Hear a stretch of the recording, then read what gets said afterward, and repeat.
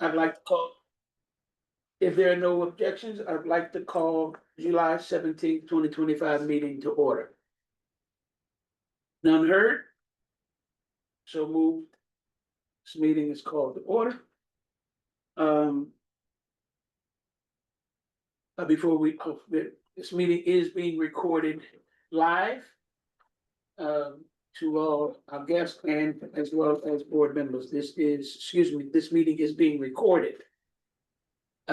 For archive purposes. The second thing on the agenda is to approve three different 2 minutes and of course tonight's agenda, but the first is there a motion to approve June 5th and June, I guess we'd have to do it, Mr. Parliamentarian, one at a time. Can I group it? I think we'll just do one at a time in case there are amendments or changes. Roger that. Is there a motion to approve June 5th, 2025 minutes, meeting minutes? For conversation. I'll move to approve the June 5th minutes. Is there a second? A second? Second. All those in favor to approve June 5th meeting minutes? Raise your hands and say aye if I can see you. Alicia, please drive safely. You can just say aye, we can hear you. Any nays? The ayes have it. June 5th also be approved and recorded. Next, still same item, part B. Request to approve or any comment for June 11th, 2025 meeting minutes. Any comments or concerns, amendments? None heard. Is there a motion?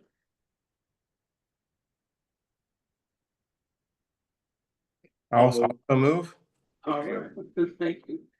Is there a second? Seconded. All right. Yeah, there are no further comments. All those in favor of approving June 11th, 2025 meeting minutes? You can say aye or either raise your hand. Any nays? The ayes have it. The meeting minutes are approved. Part C of action item 2 is to either open the floor for any comments, corrections, or actually just a motion to approve July or tonight's meeting, July 17th, 2025 agenda. Is there a motion for tonight's? I move to approve tonight's agenda. Second. We have a second. All those in favor of approving tonight's meeting agenda? Aye, or either raise your hand. Aye. Ayes and hands. If there are any nays? It looks like the ayes have it. To approve tonight's agenda, July 17th, 2025. Before we move on, we have Member Williams. You just want to do a quick mic check, sir, to make sure we can hear you when you're ready to speak. We don't want any problems. Testing, how's that? I think we can hear you, sir. Thank you. Okay, thank you. Thank you very much. All right, it just asked that we all remember that member Hudson is driving, so we want her to be safe, but we can't hear her. So I'll watch out or listen out for your voice, Alicia, if you need to chime in or something. Trust me, won't forget about you. Third action item is, of course, our staff report. And at this time, we will turn it over to our superhero staff members. Thank you, Mr. Chair. Ms. Byers, give us the monthly complaint report. Okay. This is the monthly report for June 2025. We had 5 complaints entered through the portal. 3 were defined as eligible from Montgomery County Department of Police and currently under investigation. 2 are unknown and under investigation by Montgomery County Police Department of Police. We have 11 complaints through other methods. One was defined as eligible by Tacoma Park Police Department and is currently under investigation. 10 complaints were submitted by Montgomery County Department of Police and are under investigation. Mr. Riley? Thank you. Starting with some reminders for the annual report. We had hoped to receive outlines of the planned sections for the annual report. We still would like to receive those. We do need rough drafts of any sections that are planned for inclusion by the meeting scheduled for September, that'd be September 18th, 2025. Case management procurement. We have been given enough sign off from TEBS that we can actually request bids on a product. They're satisfied that what's being looked at is not going to be harmful to the county security, which is always good news. You all received a copy by email of the latest report from the Police Executive Research Forum. It's a pretty interesting piece. It provides, it wound up actually providing us a pretty useful methodology. The PERF report in analyzing data from around the state ultimately used something pretty similar to what would have been recommended here for the board to employ, but they actually have a much larger staff to contribute to it, so they went ahead and did. They, with an eye towards PABs having cooperation throughout the state, they applied a easily generalizable scheme of categorizing police offenses, and they supply their entire methodology in that report. So it's definitely worth a look. You've also all received an email notifying you of new data for the outcomes of disciplinary matters considered by the ACC. That included 19 cases for quarter 2 of 2025, 19 cases comprising 68 allegations and 8 disciplinary recommendations. In other words, 8 of those allegations resulted in an administrative charge. So that brings the total pool to 126 cases, 362 allegations, and 46 disciplinary recommendations. I'm sorry. Just one more time, I was trying to write it down. There was 19 cases, 19 new cases, 19 new cases, 68 new allegations, 68 new now. and 8 new disciplinary recommendations, for a grand total of 126 cases, 362 allegations, and 46 disciplinary recommendations. In addition, a new tab is available on the viewer as of this afternoon, with it's an experimental approach directed at Mr. Luberis' requests, starting with looking at the allegation type and frequency of offenses by category. Now you notice these are by Police Executive Research Forum category. They had complete definitions and had already assigned different types of charges to categories. So you can see in there a breakdown of the total number of times that an allegation fit one of the categories. I say that an allegation fit one of the categories. If you were to count up that column noting allegation total, you would find that it comes to 369 rather than 362. Of all of the allegations that have been, for which the board has data, there are 7, but only 7, in which both the primary charge and the reference charge, the specificity charging item, were of both a different category and where the primary charge wasn't just a a legal expedient. So for charges, if you were to go through the allegation viewer, and you note some of the many instances where the charge is conformance to law, and then there is a reference charge. If the only primary charge is conformance to law, then conformance to law is not tacked into the calculation. Conformance to law there is not acting as an explanation of officer conduct. It's being there to serve a legal purpose of making sure that the charging document will be legally sufficient. However, there were 7 instances where the first charge and the reference charge were substantive, and where they did not already share the same category. There were a few instances where both that first charge and the reference charge would have appeared at face value to be something that might have gone to different categories, but they do fit in the same category, and that we do not double count.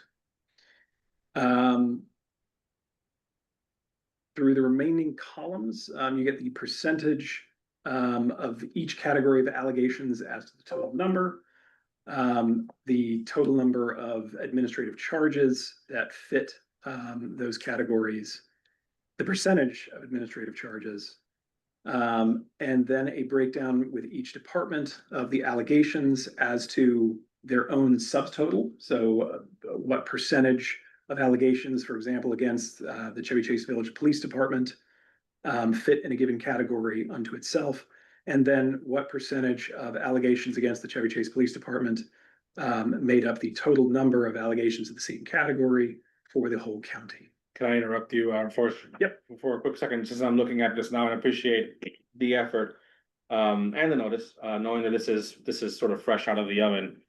Taking a first look here for that point that you just made. You're saying, for example, looking at columns Z and double A for MCPD. Can you tell me what the difference is between Z and double A? Is it that one is the total of the MCPD, and then as it relates to the other Yes. agencies? The case So- viewer or the allegations viewer you look? It's the case viewer Okay. file and then the offense category frequency tab. Yeah. So to make this report uniformly and update dynamically, we did have to use titles that are a little cumbersome if you look at the columns. PCT is percent, so percent allegation MCPD. That is the percent of allegations that MCPD unto itself, where you have percent and then an allegation department and then underscore allegation total. That's a comparison to the total countywide. I see. So in effect, it's telling us that let's see, for The spirit of- conformance yeah. to law. It was general and professional conduct, I'd say. All right, okay, general, that's what, row 3? Yeah. So general unprofessional conduct, a total of 102 allegations that could be categorized as general unprofessional conduct. That's 42.1% of the allegations made against Montgomery County within Montgomery County. So just looking at their data set. And then that is 27.6% of the allegations of general unprofessional conduct countywide. Understood. And you get the same breakdown for administrative charges. So the internal comparison, what charges and what allegations occur within each department, and what percentage those administrative charges make up of the sum total of administrative charges for the county.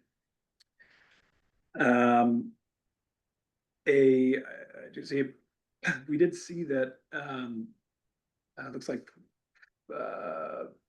a little over half of members have been able to successfully access the viewer. We asked that everyone make sure that they can do so.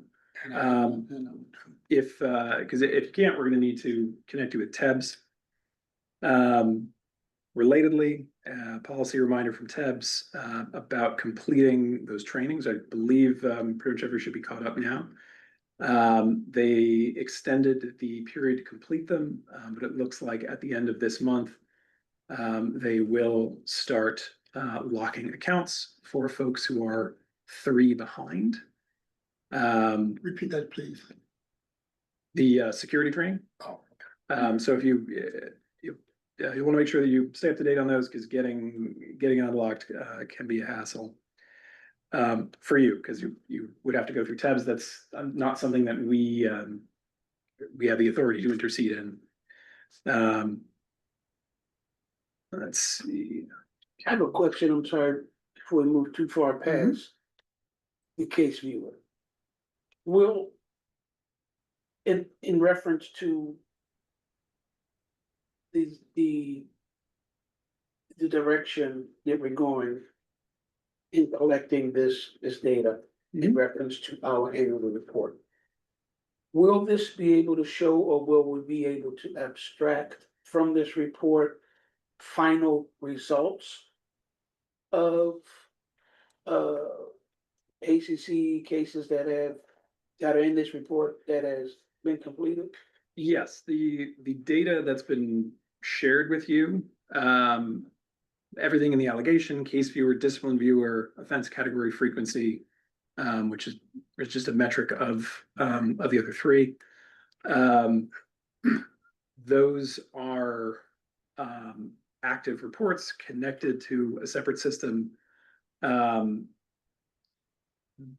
data was affirmatively released to you by the Administrative Charging Committee. They released it with the satisfaction that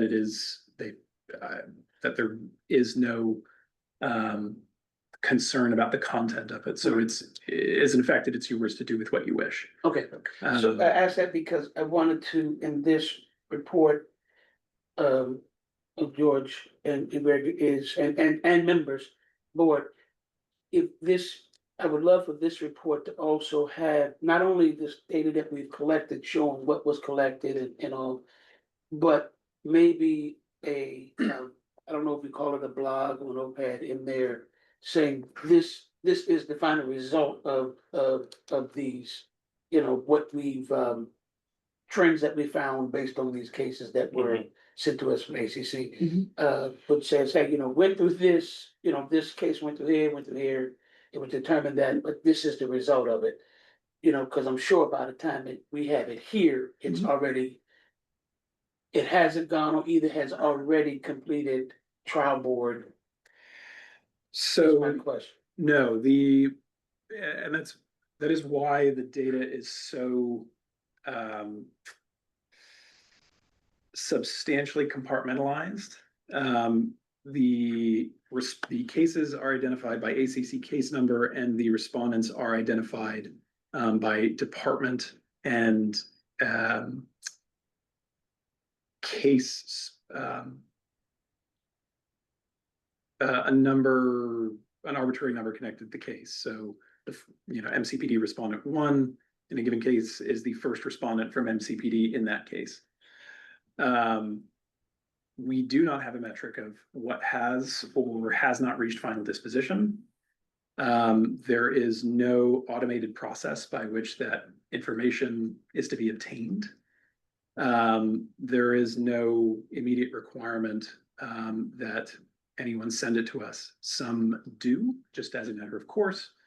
Occasionally, often administrative hearings will send us a copy of the information about it. So if I'm tracking, which will make some tracking, so the information in the viewer right now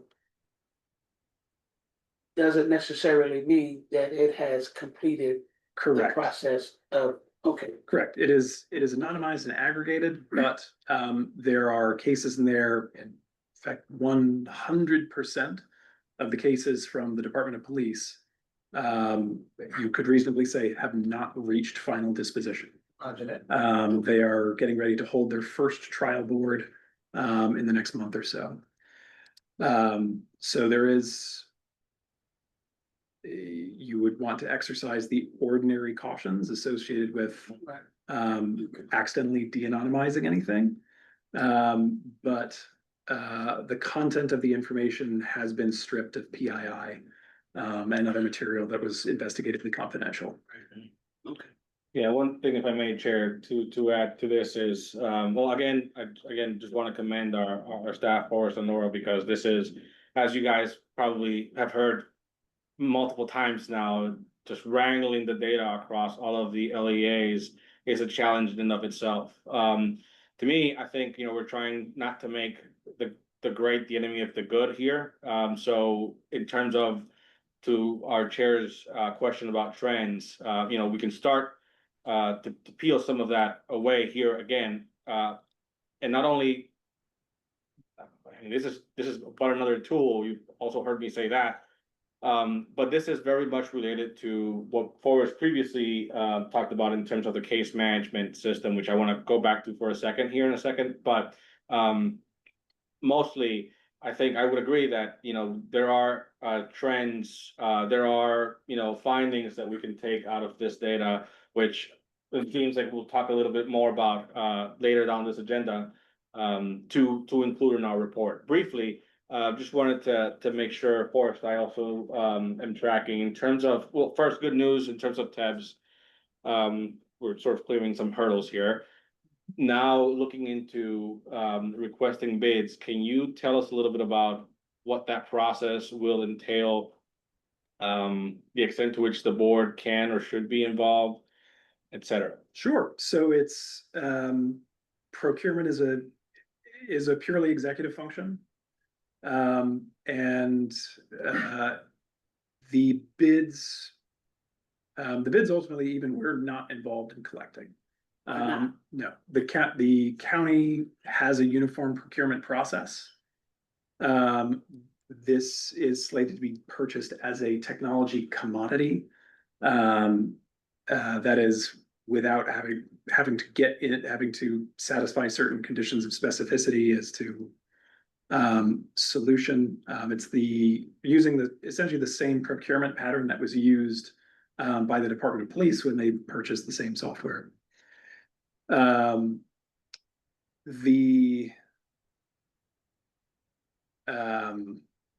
there specific requirements that we are communicating as it relates to what to procure? Yes, so we are putting out a commodity bid for a specific piece of known software. It is the Versaterm's IA Pro and public portal. It's be able to tell the only solution out of the box, which couples both a investigative case management system with a public-facing information intake and output system. Can you repeat that? IA Pro. IA.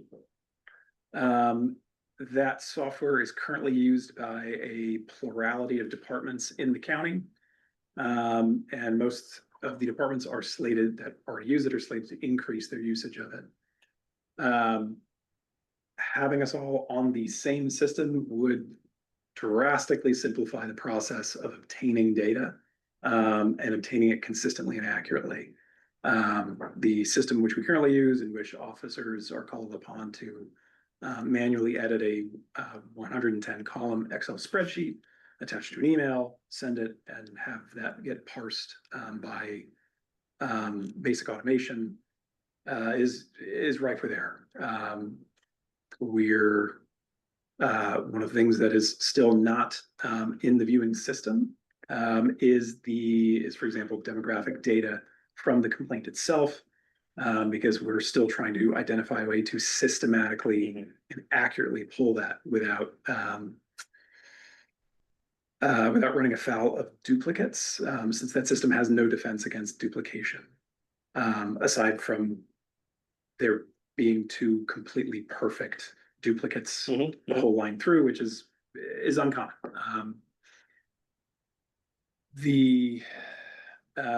Once that the bids are time specific.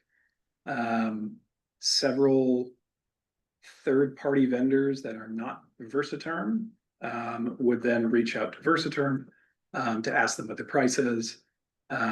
We cannot negotiate directly with any companies, and they would send us their response.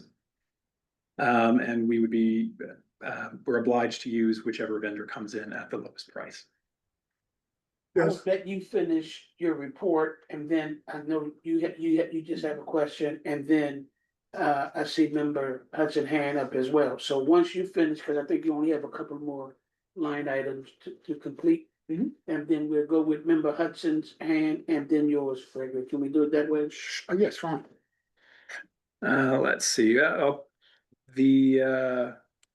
let's see, so reviewing action items, so address this in part. So that new tab is the first stage of a response to what Mr. Viveras outlined. So total complaints by PAB categories.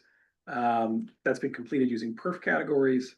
Now that is targeting allegation data. That's what we can attach categories to.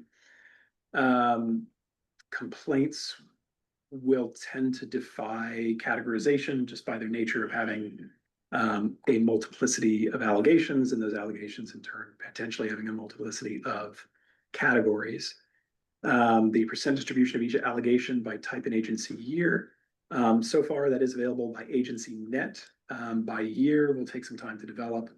In as much as some things in the list, certain things in the list that could be theoretically completed with a manual input, with potentially faster, we are going to do with automation and formulas. Because you have received only a portion of the data that you're going to get for the year, our data is going to change. So anything that we generate at this stage is going to have to be dynamic.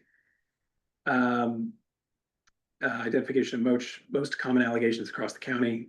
So we can identify the most common types of allegations across the county. Commonality of allegations specifically will tend to be department specific, without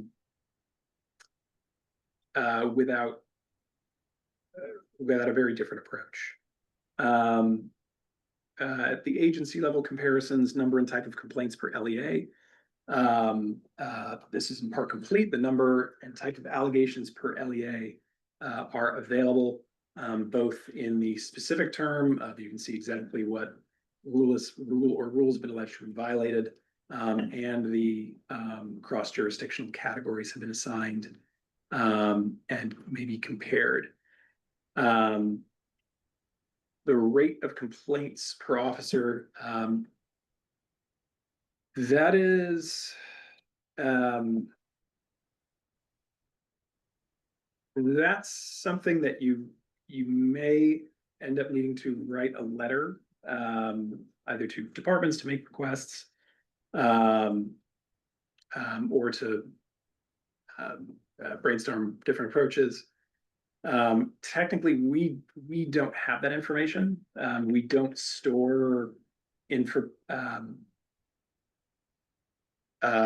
relational information about respondents as entities that would allow us to pull them and connect them and say definitively these are the same person. It's something that we're not set up to do, and that we really wouldn't have the capability of doing. The new case management system is something that IAPRO is specifically designed to do. It has a very robust early warning system that relies on your internal HR data. Now, while the system accommodates that, there is no guarantee, or there's no guarantee at two levels. First, that the departments will transmit that data in a way that would be stored and identifiable. Like, we may not have access to the HR database that allows that to be possible. We just may have a reported version of the data. And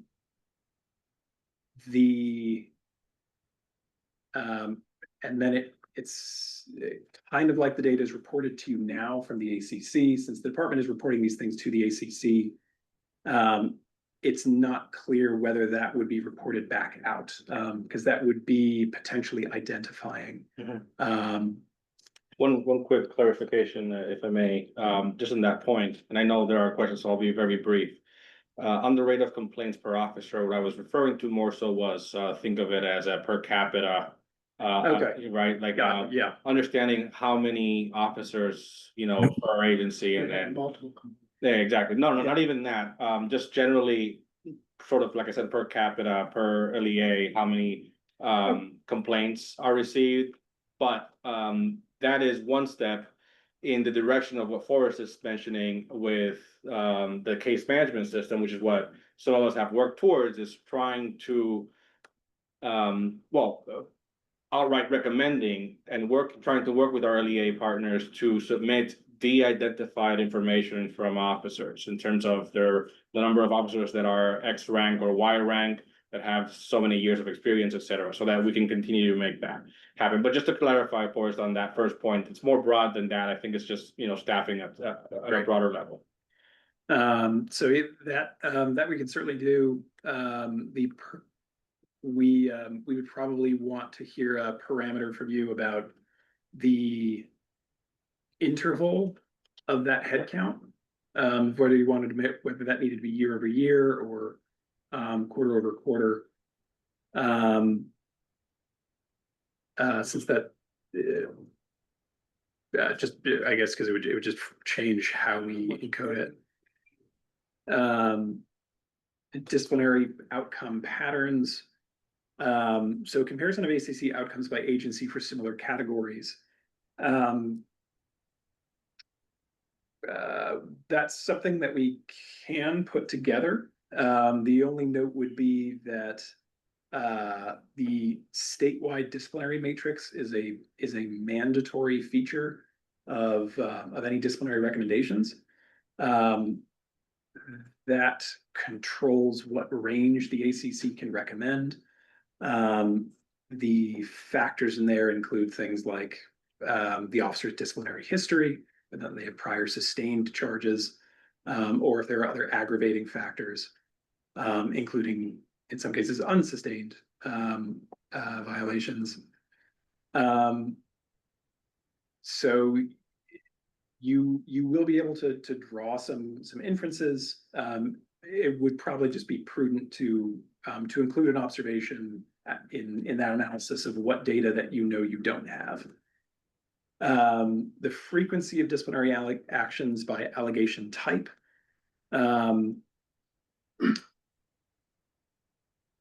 So technically, we don't have this unless we can find a way to creatively reframe it. If you look in the allegation or the case viewer, in the discipline viewer,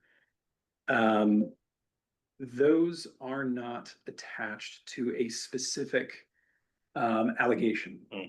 They're attached to a respondent. So as you may have seen in the year and change of written opinions that you have already read, sometimes the committee will recommend a collective discipline. So finding the officer violated these two policies, but we're not recommending, this penalty for this one and this penalty for this one, just sum total, here's what we think the department should do to address. Now you could break it out to a broader level, and just attach it to potentially any category which was administratively charged in the case in which discipline was rendered. I don't know what the results would end up looking like, because you might have what looks like a potentially like a serious disciplinary recommendation. And then one of the categories offenses that the officer was charged with might be like failure to activate body-worn camera, but the thrust of the issue might have been something like force or a very serious vehicle accident.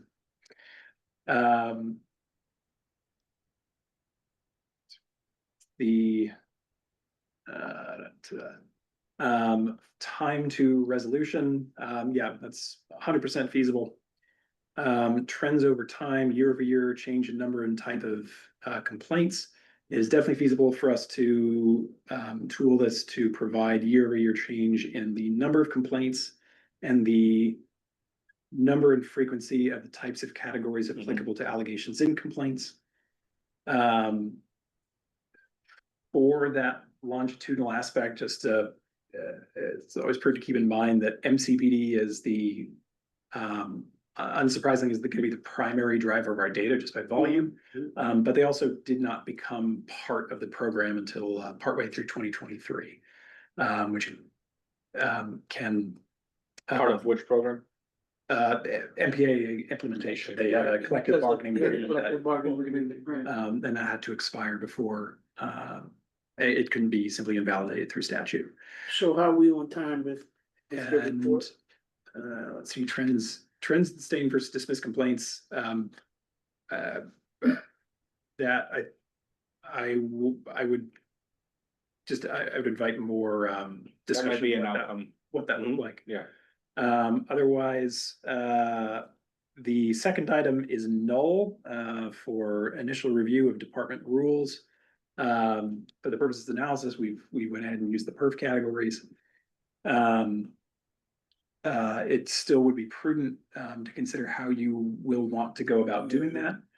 So that you can ultimately make specific policy, specific and actionable policy recommendations.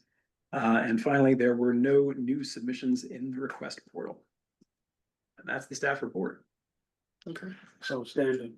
Thank you, Forrest. Thank you both for us for. Very detailed. Outstanding. Thank you for your patience.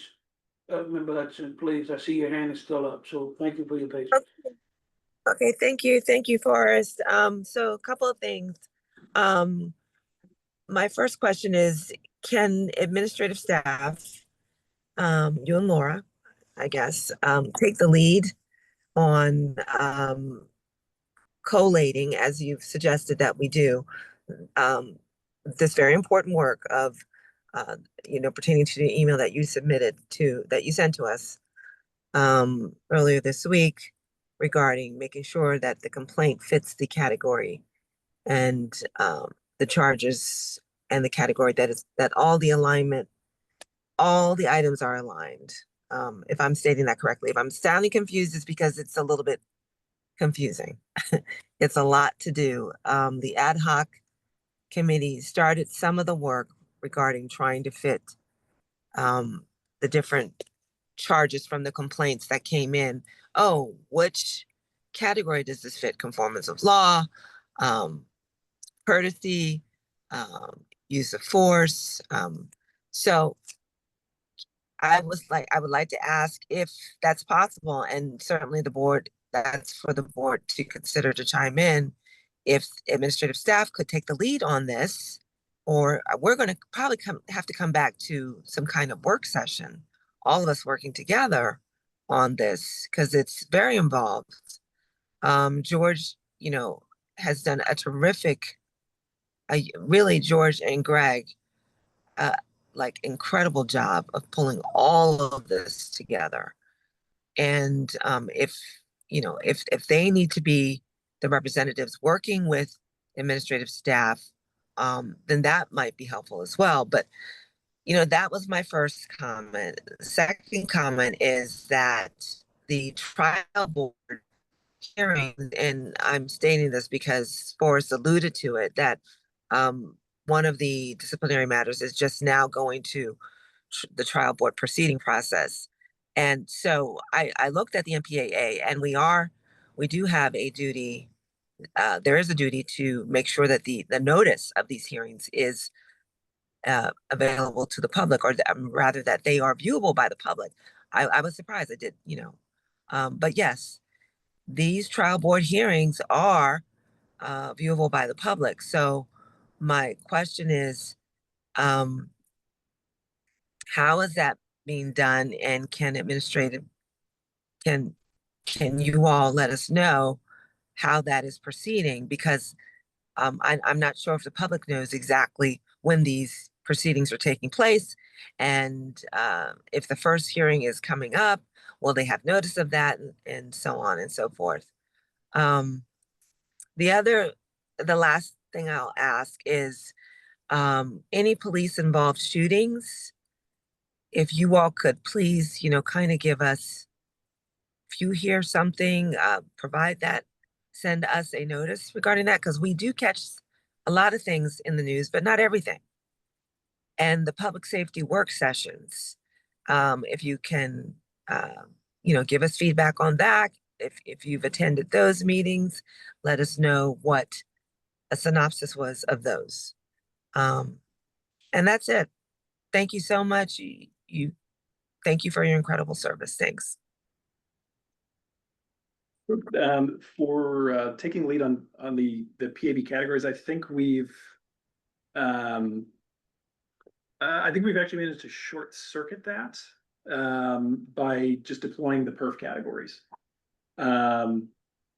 They have existing definitions and a clear methodology, so that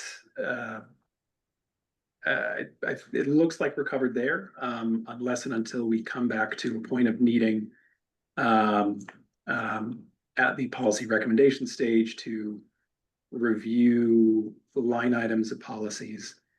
But once we get there, the primary, what the staff would recommend is using the policy viewer to click into the links.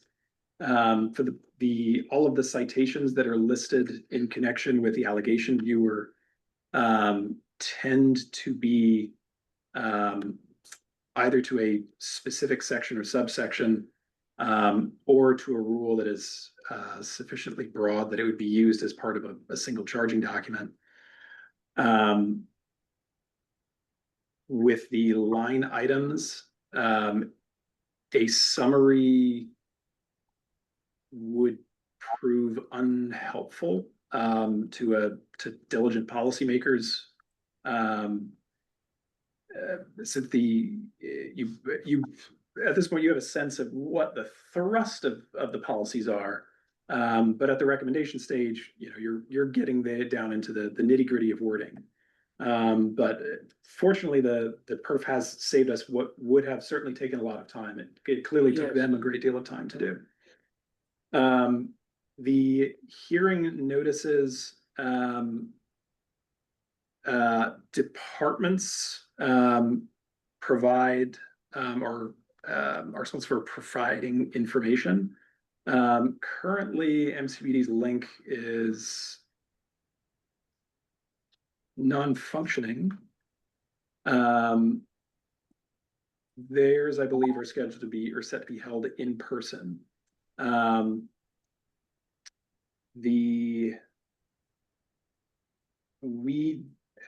board, the extent of what we regularly find and have ways of procuring goes to the first stage of setting trial boards. The board, of course, appoints trial board members.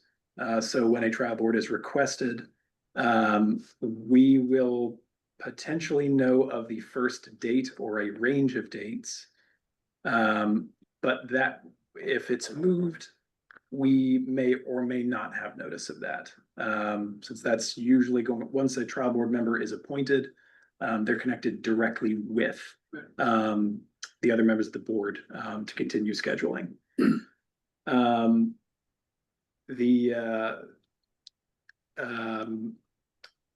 For public safety meetings, when I do wish that we had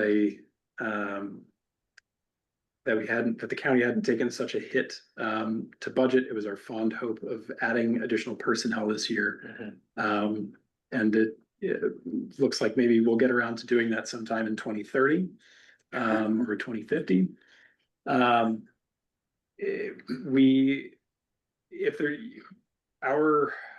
We're stretched a bit thin. Our ability to cover them is tended to be limited to things that are directly calling on the ACC or the PAB.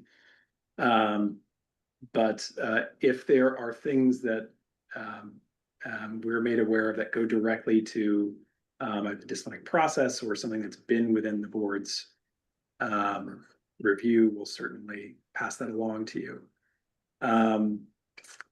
In addition, since we're all here in government service, and in BCCs. The Advisory Commission on Policing occasionally also has some pretty useful analyses that will get posted. They have obviously a different thrust to their mandate, and they're specific to advising the council, whereas this board is called on to advise both the council and the executive. But they also have a different support structure and information intake system. So just for some, they produce some interesting reading. So I'd encourage you to take a look there as well. Thank you for that. Greg, I know you had your. Yeah, I had a question. When you were talking about the third-party vendor, that would be implementing or installing yes. Will there be allowed in that contract? Or will it be possible, since it's already a shelf product, customization, if we come through and ask and see something where customization may help, even though it's cross-county, will that be something that's available in that contract that can be done? Yes, my understanding is yes. The and it is a weird process. So the third-party vendors won't be involved in installation or upkeep. We first meet with Versaterm. They gave us information about the product, a broad quote, but because we can't do direct purchase or direct negotiation, that information gets passed on to the procurement office, who provide it to a set group of several technology vendors, and those vendors go to Versaterm and ask to buy the product on our behalf. Okay. And then once what is settled on, then we're back in touch with Versaterm again. Okay. Okay. So the answer is yes, but it's convoluted. It is. Process. I know, yeah, but I just was hoping. We are there's more than one version of the software. We're looking at specifically at the cloud enabled version of it, rather than the on-premises server, for a host of both implementation feasibility and county security reasons. Now, some of the departments do have the on-premises version that affects the way their system is updated. So our experience may be slightly different. But I've been led to understand both that customizations can be possible in contract, and the system itself is fairly extensible. So it has it is built to allow you to reflexively build reports, as long as you're able to as long as those things have some tenable data connection. So it's built on, in some way, it's functional, much like Salesforce is, that you can go in and customize specific reports. Oh, yes. Okay. Yeah, virtually infinite report customization. So the folks at MCBD very kindly showed me a process of just grabbing a few fields and look, we have a brand new report. Okay, okay. So, wanted to catch you before we got too far down the rabbit hole on it. But good stuff though, good stuff, good questions, good answers. Would like to move on to the next action item, to give us some chance to talk about some other things tonight.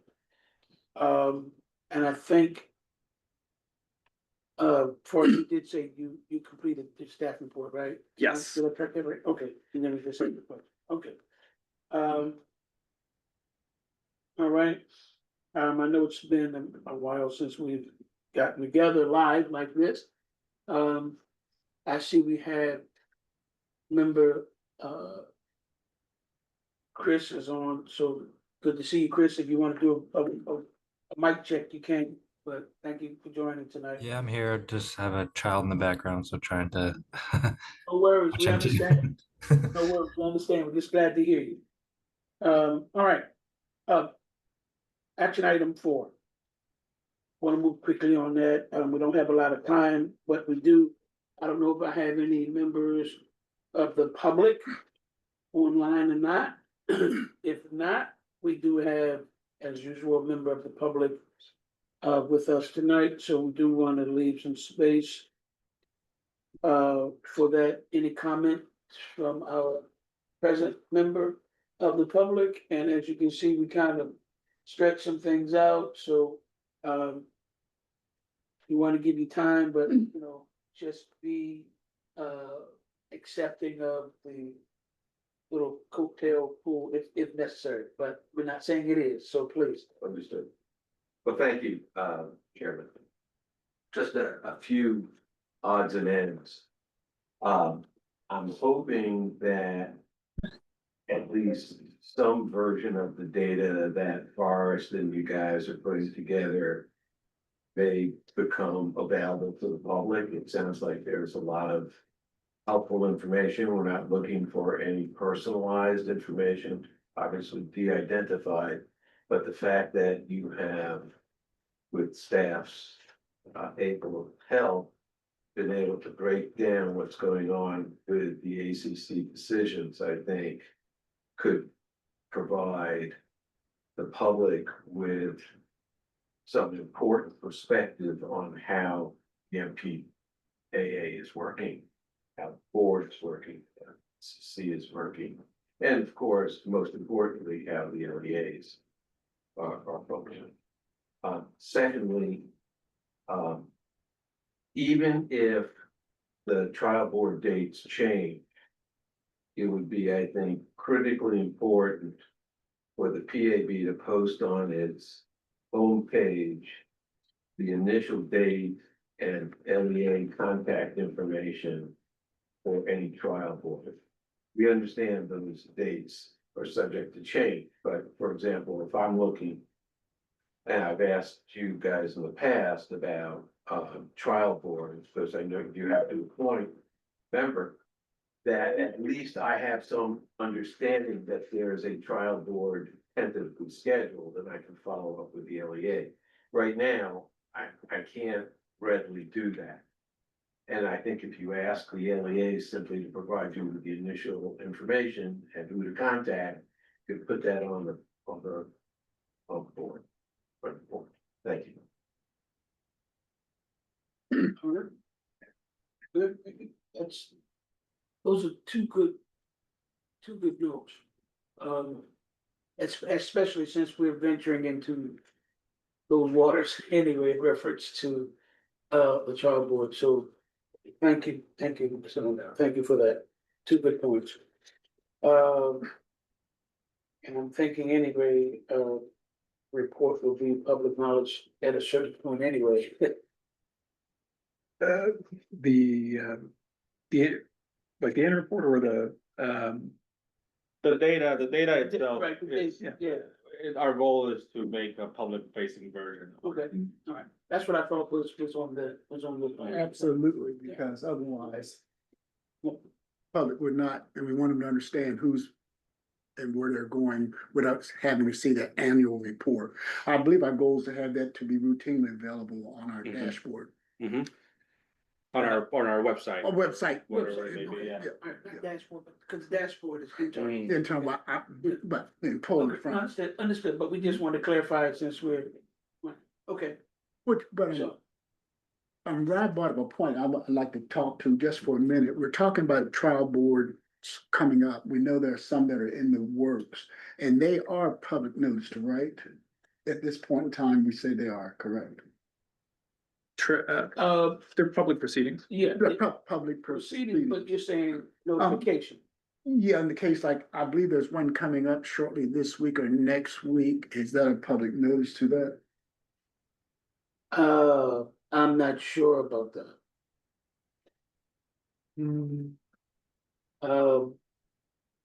Yeah, that's what I had asked. You're Yeah, right. but I heard that there was one coming up either this week or next week. Well, that's something, if we want, we could say right now to table to look into.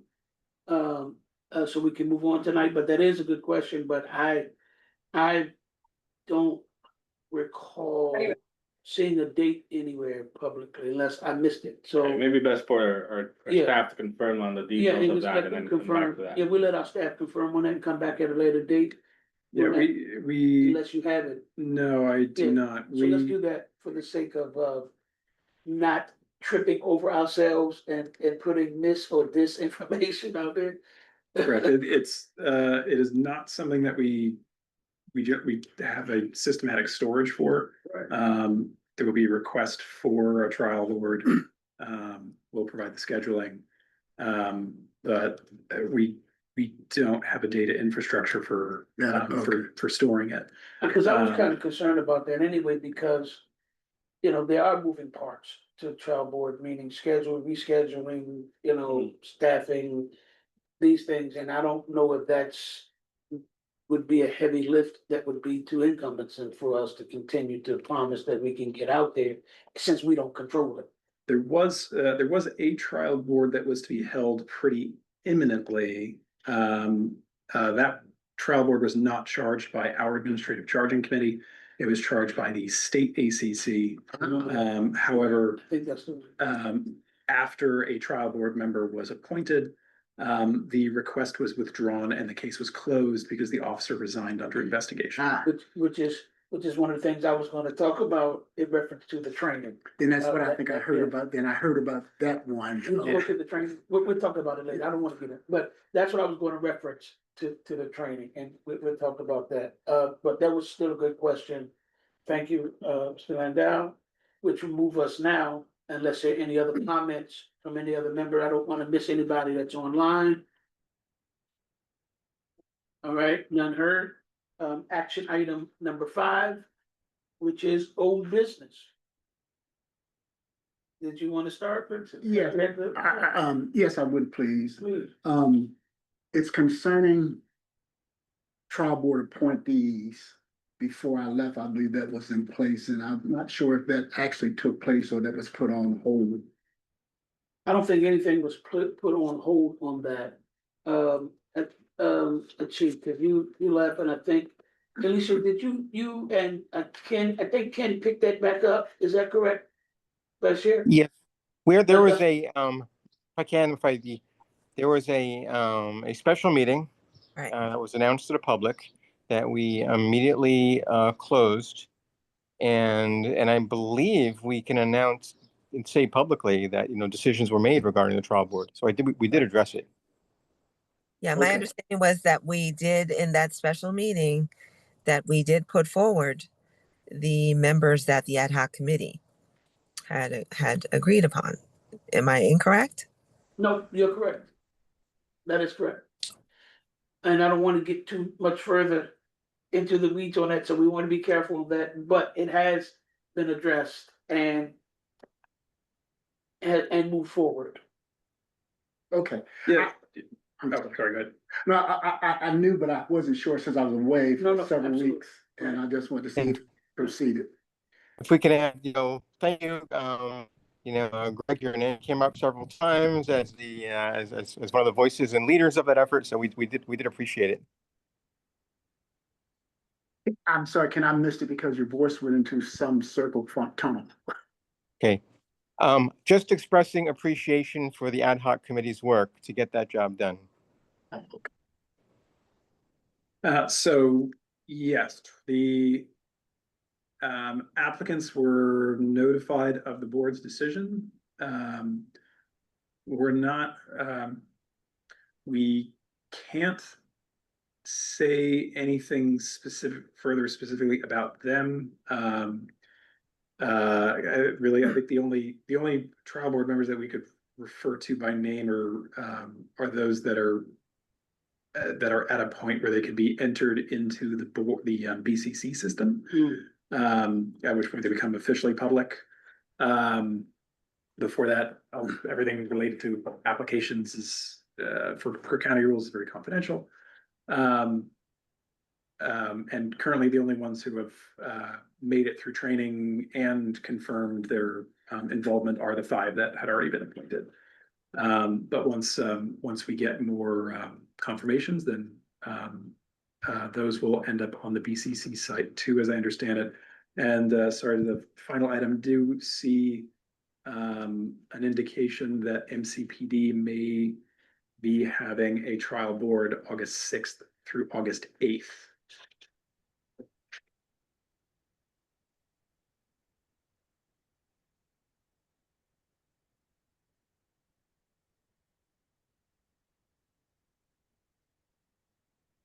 Thank you. Sure. Outstanding, outstanding. Were you still working on old business, Gregory? Or new business? I had a question in reference to old business. Actually, it was 2 things. I was interested in, one previous action item, on the 5th. We were requesting or asking the staff to request information in reference to excited delirium policies.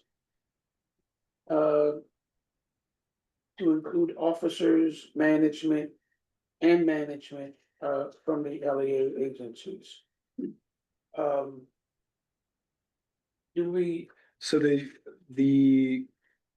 board received prior to the last meeting, a list of all the departments that have an excited delirium policy. oh, okay. All right. So I missed that email. Okay, so that's all right, so that, if I'm reading it right, then that would be MCPD, Sheriff, Rockville, and Tacoma. Is that correct? Let's see. I know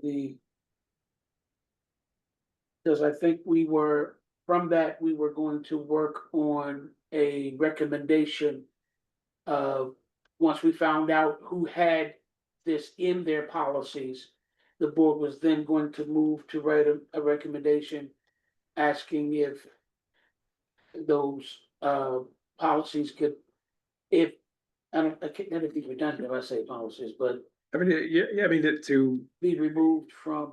yeah, you have certainly have ample data to support that, that excited delirium is an unscientific and unjustly applied tool. Let's see, the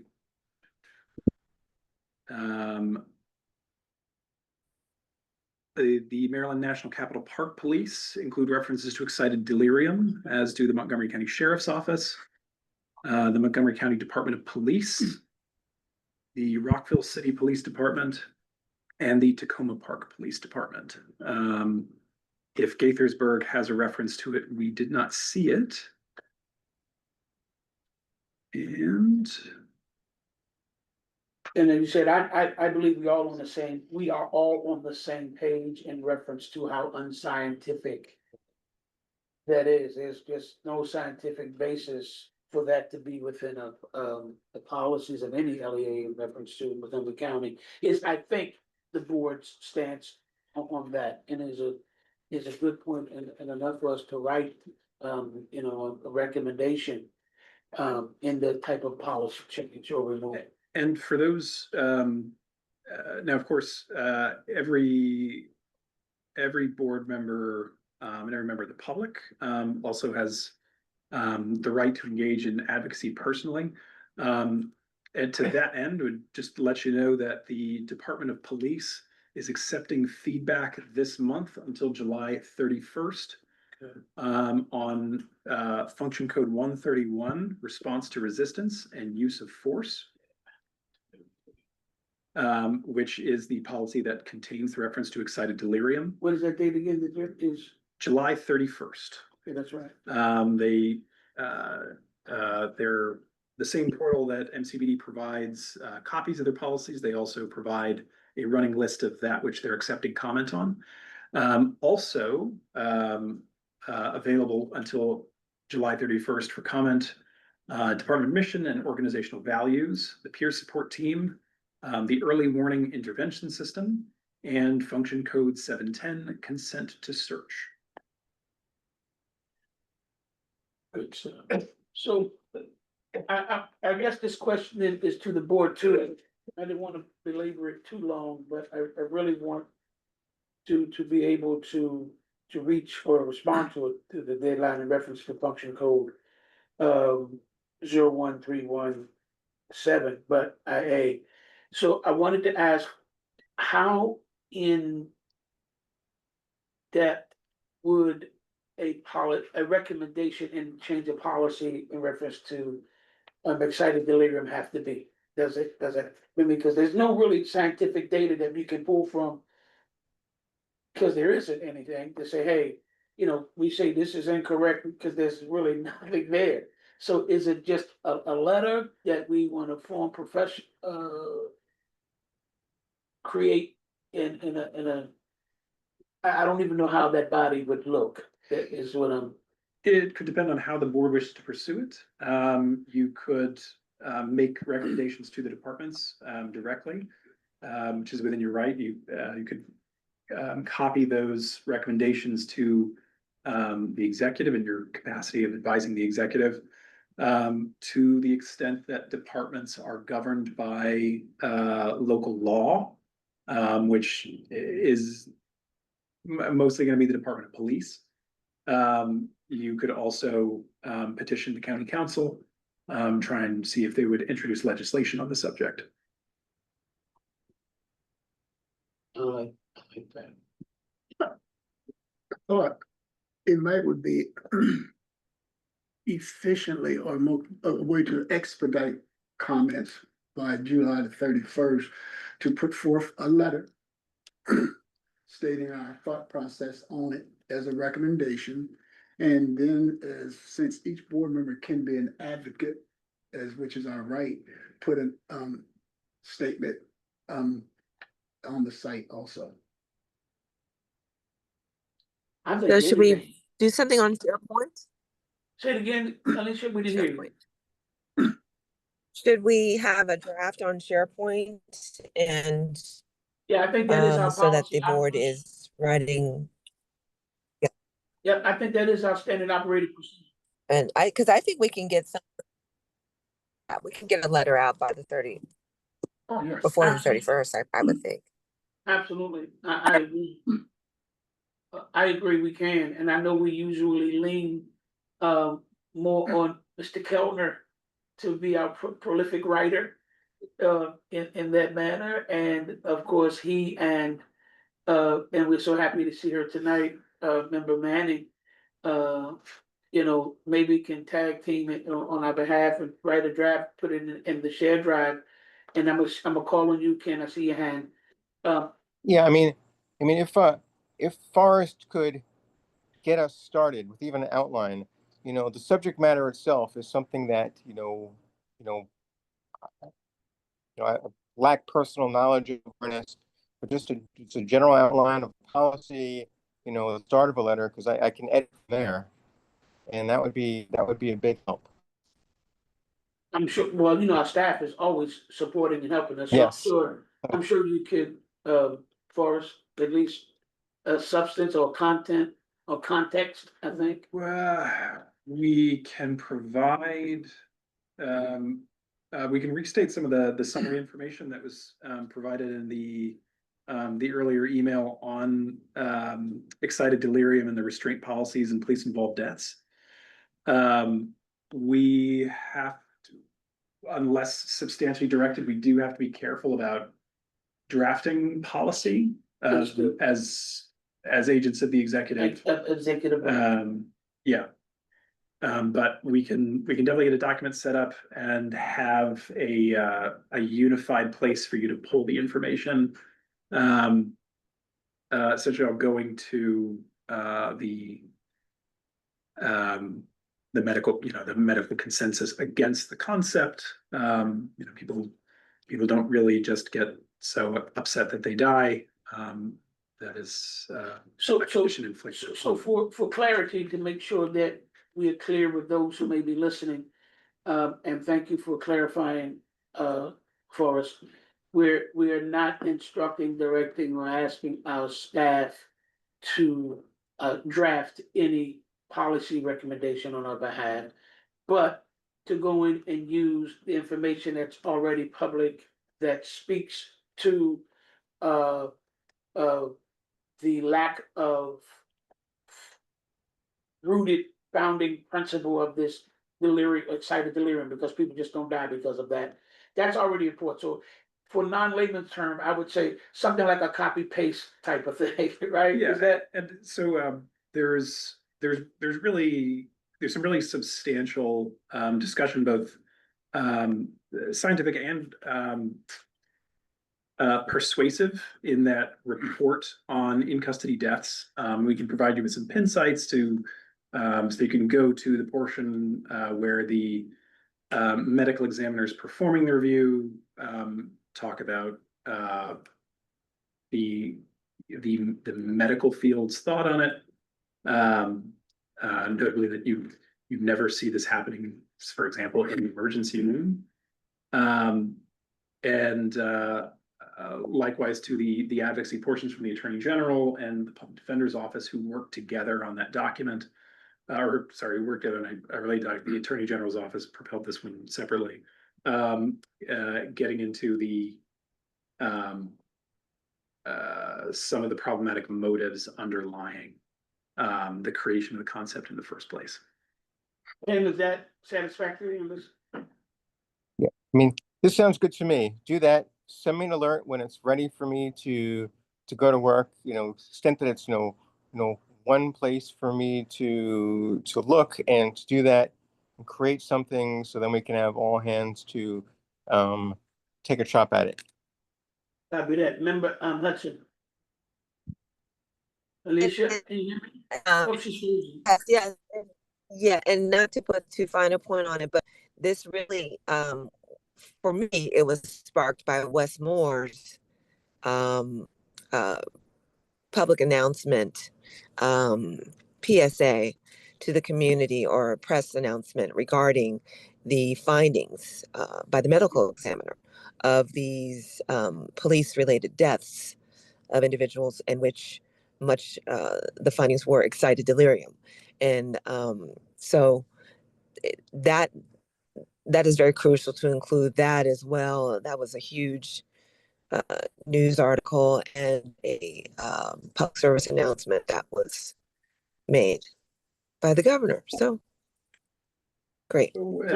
And as a related endeavor, and since response to resistance and use of force is already on your dance card, my recollection is that the OCME report, several of the Montgomery County deaths may have involved tasers. The scientific consensus on that, likewise, is shifting. Montgomery County has done, I gather, a few things to change the way that they handle those policies, but there may be more that needs doing. So to the extent that there are unifying causes of any of those reclassified deaths for Montgomery County, such as tasers, that too could be something worth revisiting, particularly bearing in mind that tasers are made by a very influential, very powerful company that does a lot of lobbying, that put a lot of effort into creating the perception of safety around this product. And it appears that some of those claims of safety may have been overstated, or at least may not be well founded enough for us to be comfortable putting people's lives on the line with. So if there's anything in the taser policies as well that you see as requiring revision, this would be a great time. I'm saying, and my last thing, to that in reference to old business, and I give someone else a chance. So since we're here now, we landed here and we're gonna move from here in reference to the policy recommendation by the 31st. And then and I don't know if this is the right terminology, but to acquire, solicit the council's attention on this same thing. We're gonna do that as well. Then would we need to move forward? Is it a separate action then to move forward with hearing from these LEAs or these LEAs who do have it as a part of their policy, hearing from them on what they feel about it, or do we need that now if we're moving? Because if we, I just want to put that out. I guess to put it in two different stages with inviting the council's attention for this first letter that you'd be preparing that's directed probably at the policies themselves. Right. It could be useful to copy the council, would be prudent to copy the council. But you may want to consider, if you are going to do a legislative push, to make that to not try and put the legislative push into this letter. That you may want to bake that so you can have it ready for when for maybe the fall. But to get the issue out there. But so you can craft, because if you're making a legislative recommendation, you want to have it fully crafted. Right. For departments' responses of if there's a reason or justification why they want to keep the policy, it's a matter of public import. It's been discussed in this major state report that has the full recommendation of the governor and the attorney general's office and OCME. If there's a justification, I'm sure they can put it to the public in response. But I don't, unless you want to go through correspondence exchanges before putting your position on excited delirium.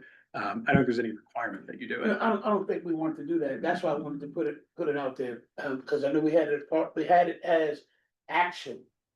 But now that we landed where we are here, I don't think it needs to be on the table as an action. I think where we're going now is fine. We're crafting the letter. The letter will go out and we can, of course, craft or solicit the attention of the council. Fall would be better to actually write something for them because it would be a fully crafted, I think that's the right path there. So I just wanted to see if we eliminated that, and it sounded like we did. That's all, only two things I had, or one and a half, but in reference to old business. Is there anyone else? Any old business? None heard? All right, so we will move on to the next action item, which is number 6, new business.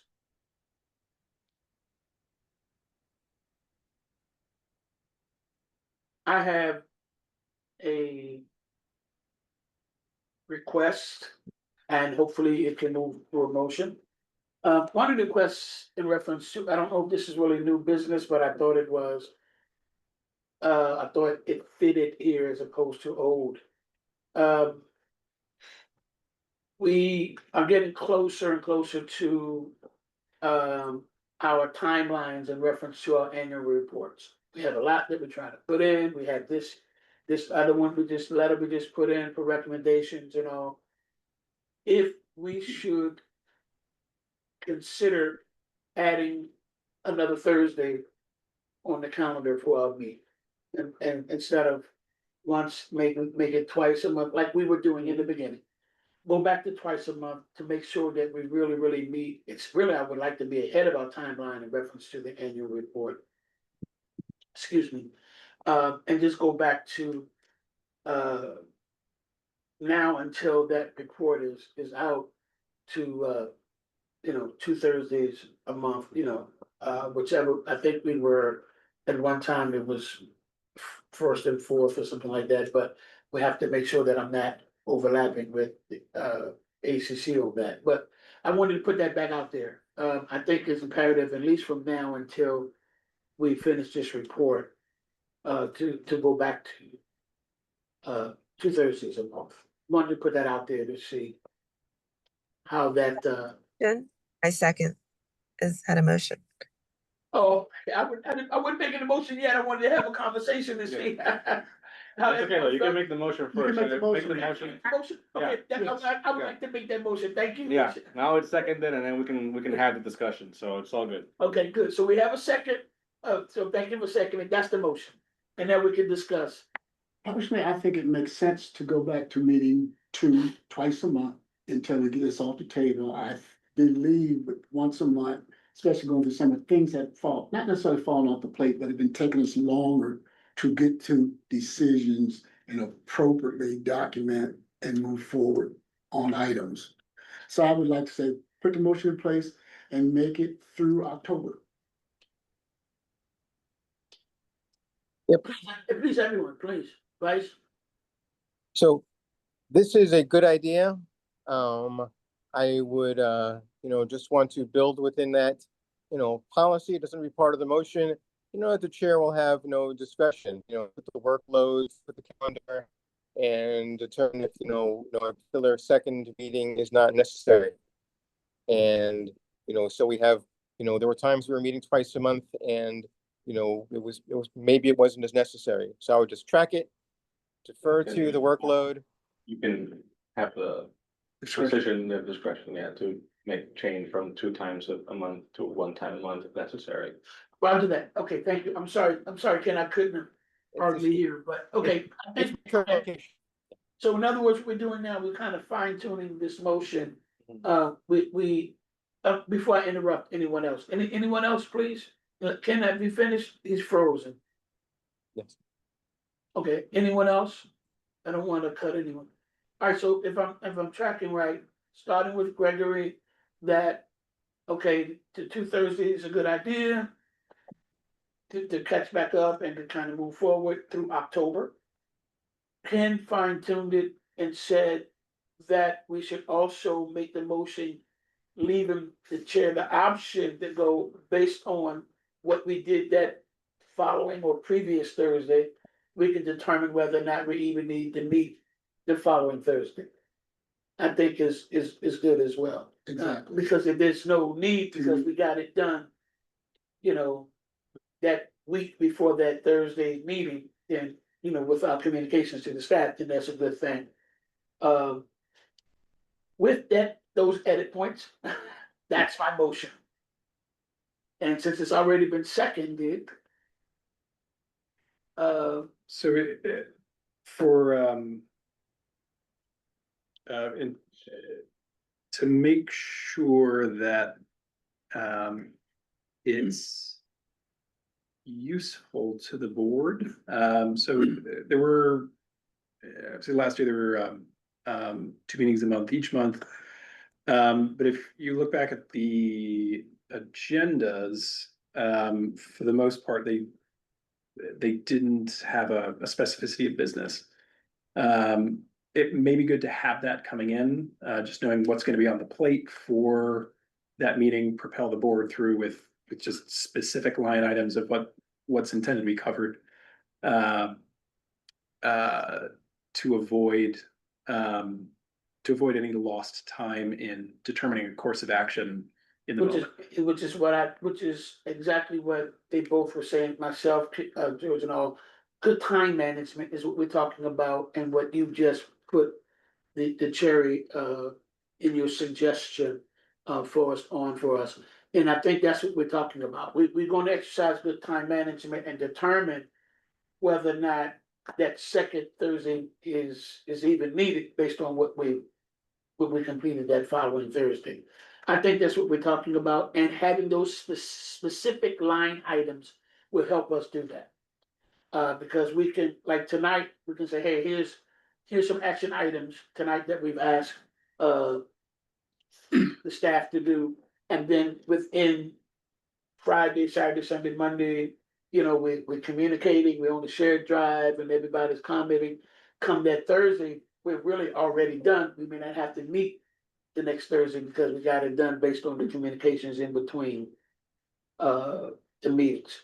I think is the long edit of the motion. But I think we're understanding each other, right? So Yes. all those, One question, Chair, is, when should we start? good question. I would have to ask the executive administrator to help me with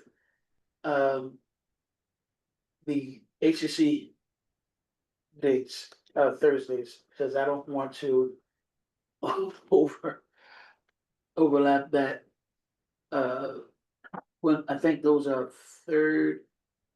second and third Thursdays, or did I miss? Second, fourth. It's second and fourth Thursdays. Yeah. Okay. Second and fourth Thursdays. So, where are we now? We do. Fourth Thursday would be the 31st. So the second and fourth Thursdays is what the ACC meet. We're now at the third Thursday, right? So is it, Gosh, the first and third. should we do the first and third Thursdays? Is everyone looking at the calendar, the first and third Thursdays? I have sort of always mentally Of the blocked month. Thursdays for this. Yeah, I blocked, yeah. And like, just bear in mind, we do have to, any additional meeting time, we do have to essentially deduct from the amount of workforce time that's available to the staff during the week. We do not have an overtime budget. This week, we're certainly pushing Laura's after hours. Which then inevitably leaves us with lack of access to personnel. So again, we'll just want to be careful of Yeah, that's a good putting point. on the board. That's why I wanted to bring it up, because that's definitely a good point, so especially since the budget was tough. Now, that doesn't mean, I'm almost ready to meet in person, but we can do that second Thursday if we decide to have it virtually only. Okay. Second and fourth is ACC.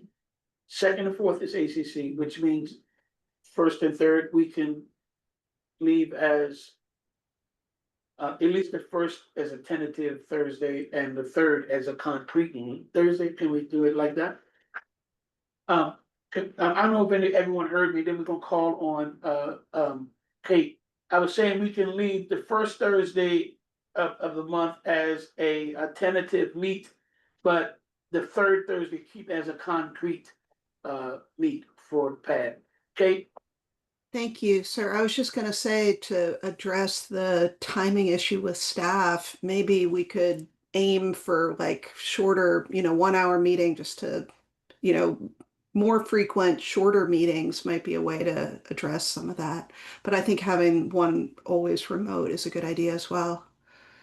I agree with that. So we're gonna add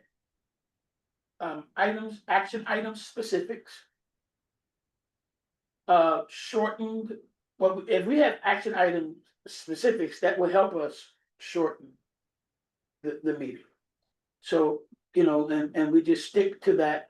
And then that actual Thursday, that's the concrete Thursday, could be our regular, hey, 7 until. One last thing too, is to make sure that, because we're talking about a tentative meeting on the first, is that we have to let our staff know with enough time to inform the public of whether that meeting will occur or not occur. Rather that, yeah, that is the other, Absolutely. yes.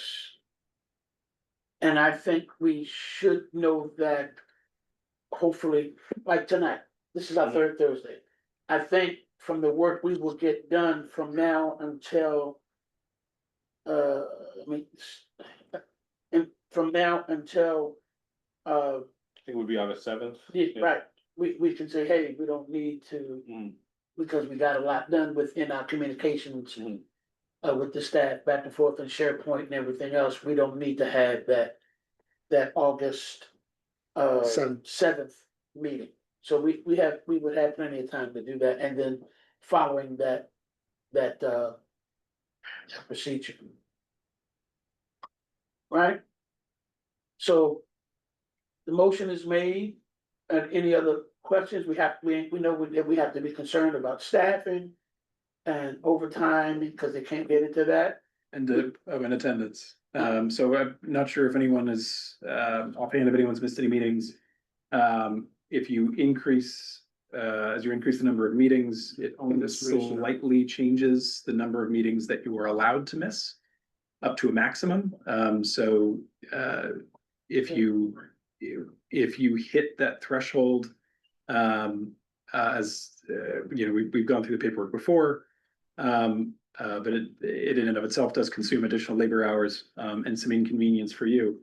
But if you hit that threshold, we're required to notify the executive of your automatic removal. And then there has to be a back and forth of keeping you. So if anyone, I would just check your calendars and make sure that you haven't missed too many. Make sure you know how many you have missed. And if it looks like you would have to miss a meeting, the extra meeting, probably let the chair know so that the chair can consider whether or not that creates any risk.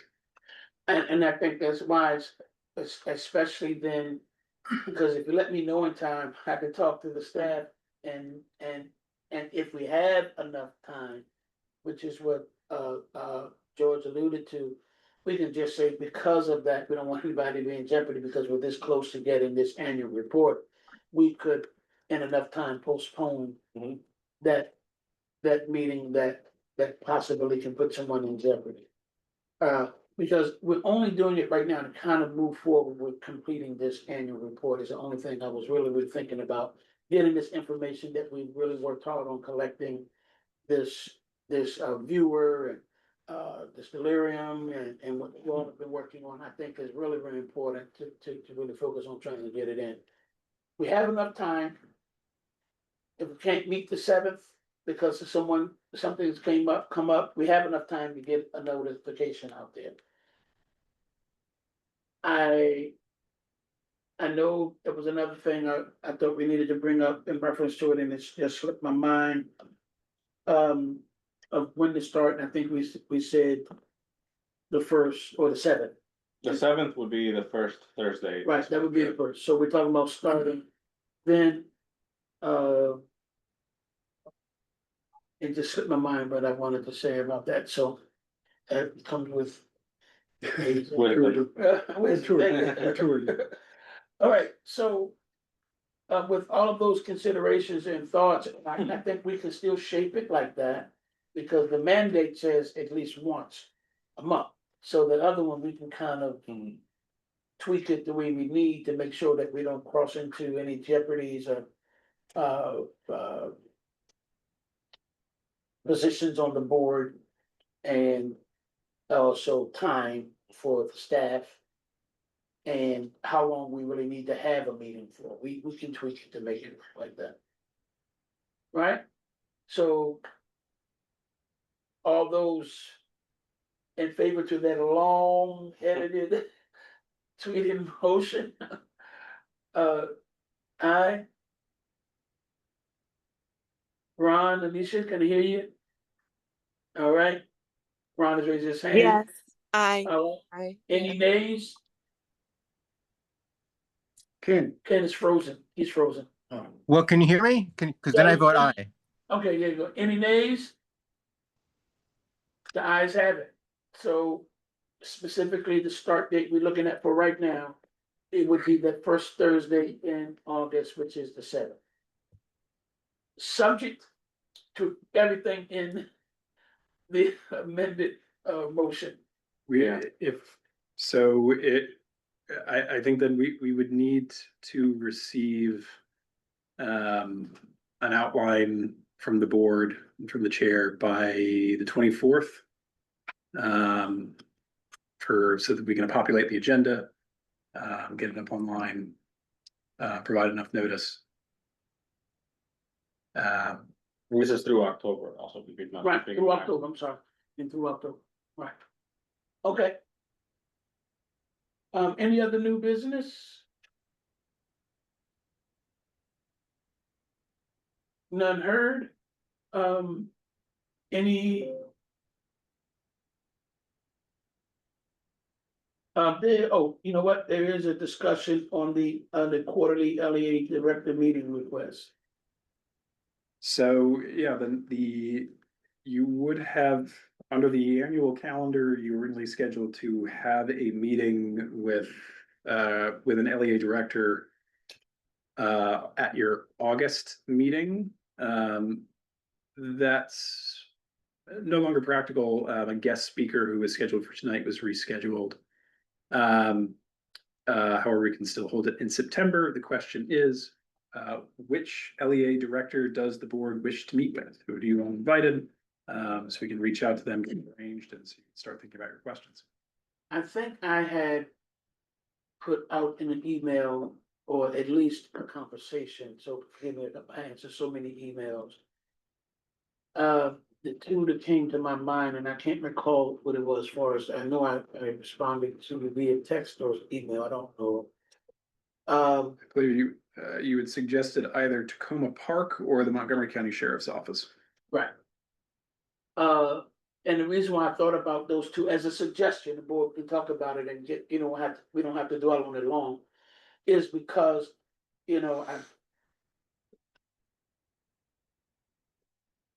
Tacoma Park seems to be, has been getting a lot of notice in reference to complaints I hear coming up. We just said tonight, right? They're a smaller department, but still we're noticing they're within the complaint purview, right? So I thought about hearing from them just to see where they are, what's going on, blah, blah, blah. And the sheriff office as well. Outside of MCPD, those two seem to be most frequent in the public complaint. Is why I thought about those two, and we haven't really heard from them, well, especially Tacoma Park by themselves. So that was one of the reasons why I suggested. I don't know how anybody else feels about meeting with them or the sheriff's department. Rockville, we just did because we. I had think those no- are good, but I would like to meet at some point with Chief Humana. We've met with the deputy chief. I mean, but we- I don't, I Yeah. would, but I don't think that that's going to happen soon. Yeah. And the reason why is because we've put invitations out to Yamada and Yeah. something came up and someone else had to come in his place. Yeah. So we got what we got. That's all we can get from that.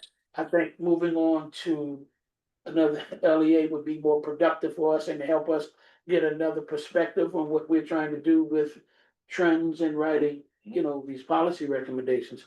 So, which is why I kind of moved past MCPD director and moved toward, between either the sheriff or the. Yeah, in my experience, if I may, I know, in the past, we've worked with both Sheriff Way and Chief Duvall. Yeah. As well, and yeah, I think that they're excellent, leaders of their departments. I'd be happy to have a conversation with them. Every time we've had a conversation with them is very productive, and anything that can move forward in terms of our work of the PAB and their community generally, I think that would be beneficial to us. So those are two good names, I think. I would like to suggest then, unless somebody else, I'm sorry, I cut you off. I was just gonna add on what George said. And I think we could take the step, much like we did when we met with RCPD, follow up with a meeting with their shift commanders in the AM shift. Meet with him, then initiate a follow-up meeting with shift commanders. Yeah. And I know we can get, well, I don't know. How about confident? I'm confident that we can get Duvall, Chief Duvall to respond. So if that's our first start, and there's nothing wrong if we want to get them both here at the same time, but I think it's more productive if we do one or the other. Unless, again, this is just a suggestion and you all vote on it. I think I would rather start first with maybe Tacoma Park, Chief DeVall and his staff. And really take out some real time and to,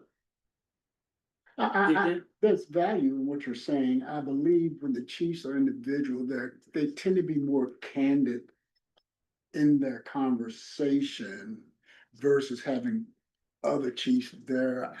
What I've noticed, they all tend to position referencing what I say to the PAB as to how my colleagues would take what I say to the PAB.